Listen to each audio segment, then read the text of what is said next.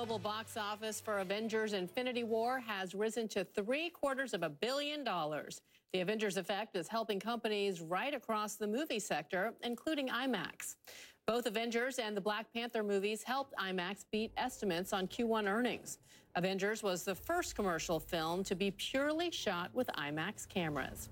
IMAX says Avengers was the third best opening ever for an IMAX film. And despite all that, Wall Street was not impressed. IMAX stock closed down nearly 7% here in New York. Tough crowd. Rich Gelfand is the CEO of IMAX, and he's joining me now in the C-suite. Great to have you on. Nice to be here. These are some huge numbers. So what is it the Wall Street is still looking for? I mean, is it the opening in China?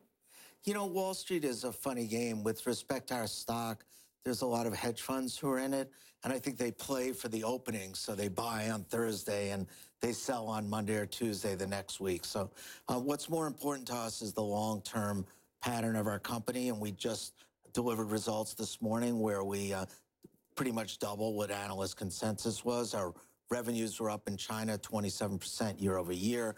Our worldwide box office was up 16% year over year. So I feel quite good. Virtually every line we beat the street, and let the people go to the casino, play their short-term game.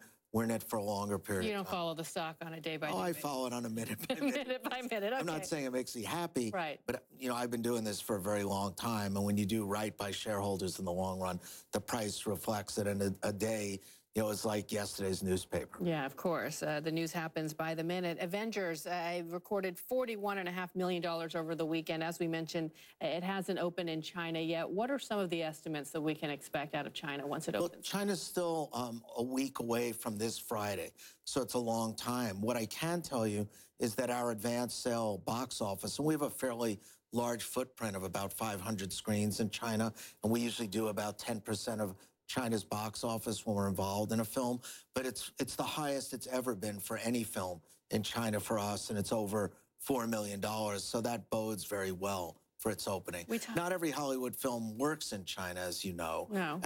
The closest corollary is Taiwan, and Avengers also did extremely well in Taiwan, so we're pretty optimistic. Yeah, and you look at the success of Black Panther, these action movies seem to be an outlier when it comes to success at box offices across the country, because we're seeing competitors coming in from cables, right, to Netflix and the sort Hulu.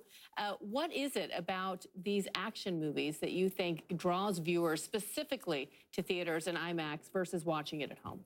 Well, IMAX is in the blockbuster business versus regular cinema, which has to fill 20 screens all the time. We're just looking for the biggest and best out-of-home experience.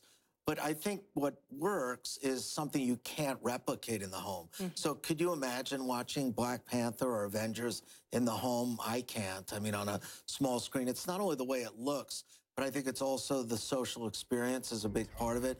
You want to go with your kids. You want to go with your friends. Right. It's a family experience. And obviously Disney is fantastic at mastering that. And the Russo brothers created a great film here. And you want to share it with everyone. And you want to get on social media and talk about it. And you want to be the first one to see it. These really are events more than they are movies. And you don't just see it once. So many people go back for second and third screenings. The latest Adventures, as we said, was shot 100% with IMAX cameras.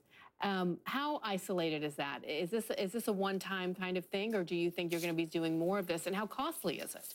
Well, the sequel has been shot with IMAX cameras, so we have that. There are a number of other movies. Chris Nolan's Dunkirk was shot mostly with IMAX cameras. Chris is a big fan of IMAX. Yeah, it was really beautiful to watch it. Thank you, and pioneered the use of those cameras years ago.